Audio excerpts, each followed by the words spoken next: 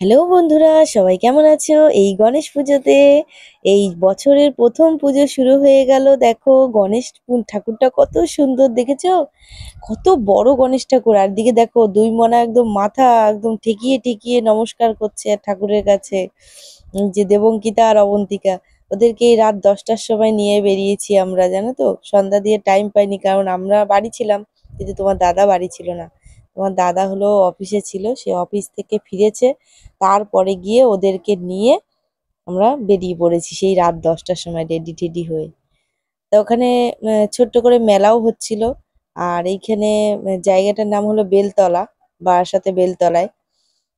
তা এই ঠাকুরটা দেখে তো একদম সত্যি মুগ্ধ হয়ে গেছি, এত সুন্দর ভাবে সাজিয়েছে। আর এইখানে ক্লাবটা খুব বড় করে একদম সুন্দর করে সাজিয়েছে ফুল দিয়ে, একদম দারুণ। অবন্তিকা দেবঙ্কিতা বলছে, এত বড় গণেশ ঠাকুর, গণেশ ঠাকুর তো ছোট হয়, বড় হয় নাকি? এত বড় বানিয়েছে। তা সে বারবার শুধু ওইখানে মানে গণেশ ঠাকুরের শুধু ধুতি ধরে টানতে যাচ্ছে, জানো না। কি বলবো, ওই সে বেগুনি কালারের যে কাপড়টা রয়েছে না, মানে লুঙ্গি টাইপের পরে আছে, হ্যাঁ ধুতি, সেই ধুতিটাকে নিয়ে বারবার শুধু টানতে শুরু করেছে। আর ওখানে না বারবার ওখানে গিয়ে গিয়ে দেখছে উপরে, ওখানে একটা পাখির বাসা আছে, ছোট্ট করে পাখির বাসা ওই ক্লাবের ভিতরেই। তা ওটা বলছে, বাবা এই ক্লাবের ভিতরে এলো পাখির বাসা কোথা দিয়ে এলো?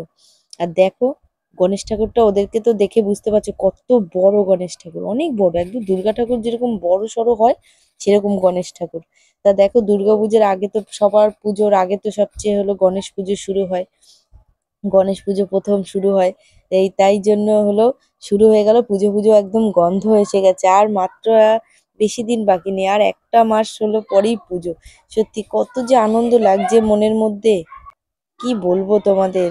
আর এদিকে দেখো সেলফি স্ট্যান্ডটা এখানে করেছে এই ক্লাবের ভিতরে, আর এরা কি করছে, সেই বড় বড় সিঁদুর কৌটো বানিয়েছে, কি সুন্দর লাগছে জানো না, হেবি সুন্দর। আর সেইগুলোকে জড়িয়ে জড়িয়ে গিয়ে ধরছে। আর আমার মেয়ে কি করছে, খালি ফুলগুলো মানে পড়ে যাচ্ছে ওখানে একা একা, ও সেইগুলোকে তুলে তুলে গুজে গুজে দিচ্ছে। আমি এত বারণ করছি, হ্যাঁ তাও শুনছে না। আমি বলছি ধরো না, সবাই হলো বকা দেবে, সবাইকে হলো কি বলবো, সবাই আবার বলবে যে খুলে দিয়েছে খুলে দিয়েছে। তাই জন্য আমি বলছি হলো ধরো না। আর এখানে দেখো কত বড় পাখা, এটা তাল পাখা, তাল যে পাতা, তাল পাতার হলো পাখা, বড় বড় পাখা একদম সুন্দর করে সাজিয়ে ডেকোরেশন করেছে, খুবই সুন্দর করেছে। আর এখানে সেলফি স্ট্যান্ডটা সবাই ছবি তুলছে, খুবই সুন্দরভাবে সাজিয়েছে, একদম দুটো সিঁদুর কৌটো দুই ধারে দিয়েছে, আর এদিকে ফুল দিয়ে একদম দারুণ করেছে। আর আমার মেয়ে কি হচ্ছে, ওইখানে বসে পড়ছে, বলছে এটা কি দোলনা, এ দেখো ফুলগুলো পড়ে যাচ্ছে। আর আমার মেয়ে কি করছে, বারবার শুধু ফুলগুলোকে তুলে দিতে চাইছে।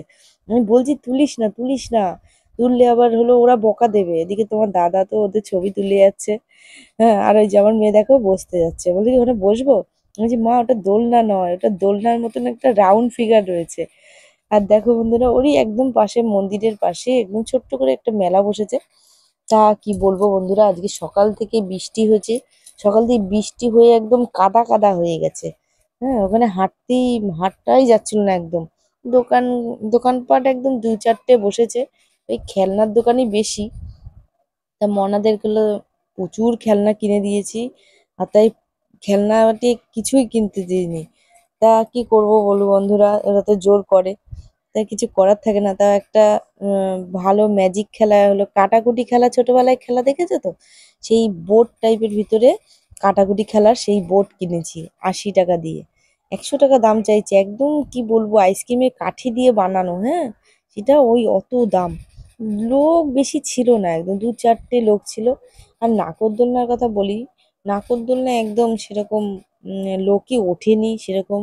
আর বাচ্চাদেরও রাইডও কিছু না। আর একটা মিকি মাউস রয়েছে, সেই মিকি মাউস একদম ওদের থেকে ছোট্ট বাচ্চাদের। আর সাজার জিনিস হলো ভালোই বসেছিল, কিন্তু আমি একটা সাজার জিনিসও কিনিনি, কারণ অনেক দাম বলছিল। তারপরে আবার আমার রয়েছে অনেক কিছু, তবু কি বলতো মেলায় গেলে একটু কিছু কিনতে ইচ্ছা করে। আর এই যে দেখো কাচের এই দোকানটায় আমার মেয়েরা কি করছে, খালি কাচের কাপগুলোকে ধরছে। তাই আমি বলছি ধরিস না, ভেঙে গেলে দাম দিতে হবে। তা তো আর শোনা, ওরা কি আর শোনে। আর এখানে একটা ট্রে হলো আমরা নেব বলে সিদ্ধান্ত নিয়েছিলাম, কিন্তু ট্রেটা অনেক দাম বলছে, দাম হলো কমাচ্ছেই না। 10 টাকা তো অন্তত কম নাও, 170 টাকা চাইছে। তা আমরা 150 টাকা বলেছি একটা ট্রে, ওই কাপ রাখার যে ট্রে হয় না, চা ঠা দেয় সেই ট্রে। তা আমরা হলো নিয়েছি। নেওয়া নিয়েছি, তো ওরা বলছে 10 টাকা, 5 টাকাও পর্যন্ত কমাবে না। আমি বলছি তাহলে আর নেবো না, বেকার আর ই করো। যাই হোক বন্ধুরা, তোমরা এখানে মেলায় ঘুরতে আসতে পারো। সত্যি খুবই সুন্দর, ছোট্ট করে একটা মেলা বসেছে, একটা আনন্দ লাগে মেলা বসলে, পুজো হলে সত্যিই খুব আনন্দ লাগে। আর এই যে আমার মেয়েরা শুধু হলো এটা ওটা শুধু হাত দিচ্ছে, আর লোকগুলো কি বকা দিয়ে যাচ্ছে, বলছে কি বাচ্চাদেরকে একটু ধরো, বাচ্চাদেরকে ধরো, ওরা জিনিসপত্রে হাত দিচ্ছে। কি করবো বলো বন্ধুরা, এই মেলায় নিয়ে গেলে না এদের এই এই কাণ্ড কারখানায় না মাথা খারাপ হয়ে যায়। তাই ওদেরকে একটু আইসক্রিম খাইয়ে আর ডিম সেদ্ধ খাইয়ে বাড়ি নিয়ে চলে এসেছি। যে মনে কিচ্ছু নিতে হবে না, আর কিছু নেওয়ার নেই, চলো বাড়ি চলো। আমিও আর কিছু কিনিনি। তোমার দাদারও শরীরটা ভালো না, তোমার দাদার তো জ্বর হয়েছে। তা সেই নিয়েও ওনাদেরকে নিয়ে গেছে, কিছু করার নেই, ওরা দুষ্টুমি করে, যেতে চায় সবসময়। সেই জন্য কাজের থেকে এসে পর্যন্ত নিয়ে গেছে তোমার দাদা। যাই হোক, ভালোই লাগলো, খারাপ লাগেনি, এসেছি। তো তোমরাও এরকম মেলা ঘুরতে এসো, আর গণেশ পুজোর সবাইকে হলো শুভেচ্ছা জানালো, পুজো ভালোভাবে কাটিও তোমরা।